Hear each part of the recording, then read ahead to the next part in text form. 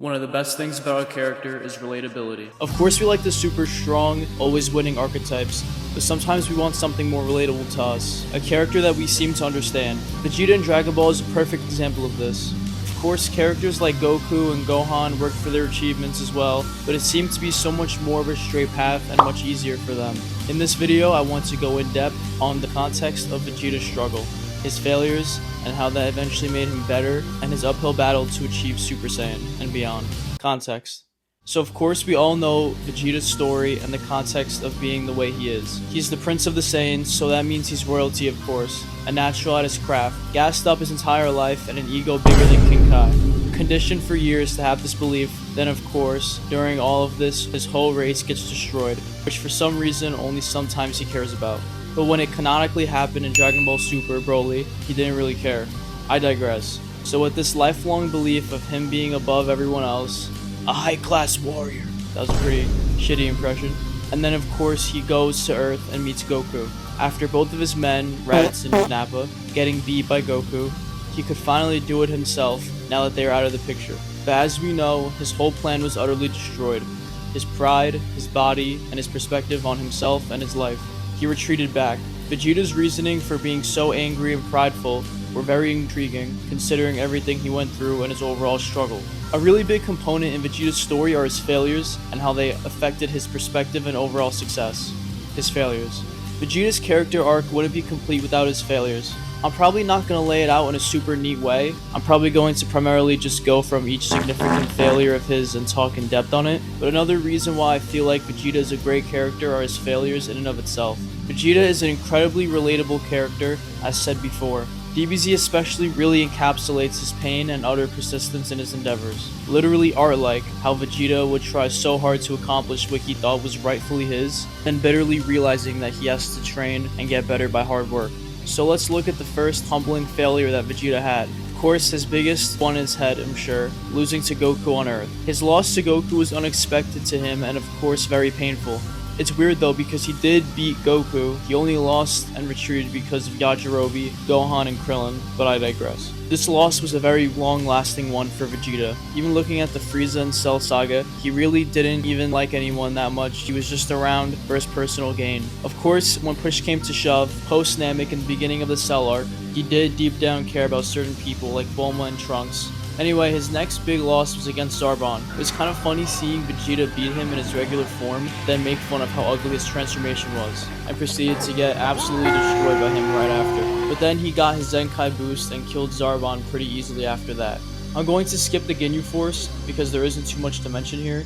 He just fights them, gets beat, then when they're weakened from Goku, kills most of them, except Golo, which he does beforehand. And Ginyu, he didn't kill him at that point. After that, while Goku was healing from Captain Ginyu, he went up against Frieza. Vegeta actually did really well against Frieza in his first form. I always loved this scene so much, both of them nearly equal with each other, staring one another in the eye, and Vegeta finally has the chance, power, and confidence to go up literally face to face with Frieza himself. While Gohan and Krillin watched from the side and let him do his thing, then Frieza transformed and fought the Z Fighters, which they actually held their own a decent amount until he went to his final form. After Vegeta did something only someone watching the anime would think of, literally just using Zenkai boost, he was finally a Super Saiyan, or so he thought. Now this is a key part in his story. Vegeta, after so many years of being a slave to Frieza, and knowing that he was the one who destroyed his entire planet and race, besides for just a few, was finally capable of taking him down, and finally had the power to do so after his Zenkai boost. Moving Gohan, Krillin, and Piccolo to the side after they fought for so long, finally being ready by himself, or so he thought. He realizes he isn't strong enough and that he was wrong. Before Goku got there, Frieza was easily beating Vegeta, and he shed a tear. Not because he thought he was a Super Saiyan and wasn't, or because he was in pain, but because after so long, he still wasn't able to defeat Frieza, and not even close at that. My headcanon is that he was around as strong as second or third form Frieza, but him in his final form was way too much for Frieza. Vegeta's loss to Frieza here, and how we finally realized Goku would be the one to defeat Frieza, was a pivotal moment in Vegeta's character development. Passing the torch to Goku, and denying his own power, then finally dying, even though it was mostly out of spite, he still did show a bit of his true colors at the end, being okay with Goku being the one to do it, a Saiyan. Then after Goku became a Super Saiyan, he in all his Super Saiyan glory saw Goku transformed. Then he tried to get his get back on Frieza, but got teleported back to Earth. Of course, after the Frieza saga ended, he was still forced to live with Bulma and the Z Fighters. On Earth, he grew a bit bitter with Goku, trying to search all over the galaxy for him, and somehow able to breathe in space, searching everywhere, even though he was like holding his breath or something, like that's like the canon thing, but something like that. Searching everywhere to find Goku, so he too could become the legendary Super Saiyan. Angry that a low-class warrior was one, and not himself, the Prince of all Saiyans. Then when Trunks came, he was also a Super Saiyan, and he didn't even know he existed, or who he was, or that there was even another Saiyan alive, besides for him, Goku, and Gohan. The fact that he couldn't achieve the form that these other Saiyans could easily, making them significantly stronger than him, was humbling yet extremely angering. Shortly after the beginning of the Android Saga, Vegeta was on a one-man mission to achieve Super Saiyan. He used sheer grit and anger to achieve it. In the gravity room at up to 450 times Earth's gravity was always really sick to see. The gravity room in general being in use was cool, but I digress. Also, going back to him searching for Goku in space, I love how his anger for getting Super Saiyan allowed him to breathe in space. It's hilarious. Even though he was just holding his breath or whatever, it's still crazy how he survived in space. At least in the anime, it literally shows him surviving in space. Anyway, Vegeta training in the gravity room is a really good showing of character development for him. You could tell that every punch he threw was thinking about how Goku and Trunks were so far ahead of him, able to go Super Saiyan, and how he was inadequate and had to fight his way into becoming stronger. Another really big part of the Cell Saga and Vegeta's character development was how he lost to Android 18. He thought he finally had the ultimate power, then when he wanted to display it again, he got absolutely destroyed, and easily at that. His dialogue in the rain, after he lost, was so pivotal. Realizing there's more power to be unlocked, in the end, pushed him to become much better. His success. Now, I don't really know how to lay his failures to successes out, like chronologically or just randomly, because I wanted it to be a chronological analysis, but he succeeded and failed at different times, of course. But from here on out, I'll freestyle it and try to have somewhat of a mixture of both. Going on to his dialogue after he got hit by the meteor, right after he went Super Saiyan, feeling like he was about to break, and how Goku was so close yet so far.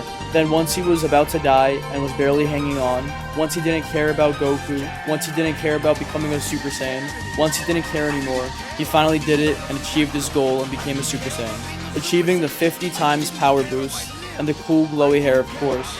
Vegeta's failures only made his successes, when they finally happened, that much better in my opinion. His anti-hero arc of the Cell Saga to the Buu Saga were really good. Later on, after facing Android 18 and getting destroyed, Vegeta knew there was some other power waiting to be achieved. He finally reached the pinnacle of Saiyan power, except he didn't. After achieving Super Saiyan and now in the middle of the Cell Saga in the Hyperbolic Time Chamber, he ascended to become something greater.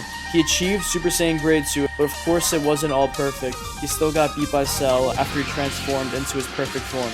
Then after the 7-year time skip, he of course fought Goku as Majin Vegeta again, and after a cheap shot actually won, with Goku holding back Super Saiyan 3. During Super, his character arc continued. It was a bit less black and white in comparison to Z, but still had a similar feel to it in terms of him having straight up failures and successes. Of course, unlocking the God forms, finally being more powerful than Frieza in his gold form, then unlocking his own Ultra form through Beerus and Whis' training. His own form, his own path, different from Goku and everyone else. Finally, how his own path could create and lead to strength.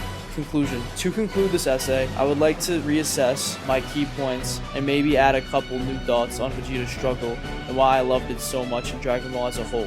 Usually main characters get things handed to them or are the strongest / best at one point or another and have their long time to shine, maybe even as a villain, etc. But Vegeta was different. Something about him felt personal. His grit and persistent determination on one goal and going all out in it, secluding himself from all distractions and just riding on his own path, is something that makes Vegeta great. And not always winning, matter of fact mostly losing and getting beat, but still being in the fight and trying as hard as possible with the cards you're dealt, even if others do things better when you feel like you should have. That's why I love Vegeta's struggle, as it was shown in Dragon Ball. Closing thoughts. Alright, so these are just my closing thoughts. I might make a video on Vegeta's character development in and of itself, because that's worth mentioning as well. Then I'm going to drift away from the Dragon Ball stuff for a bit and make a Halloween video, because I low-key love Halloween. So I'll be making a Halloween video. I'm not really sure yet what it will be exactly, but let me know in the comments if you guys would like to see something specific. Alright, thank you guys for watching, and peace.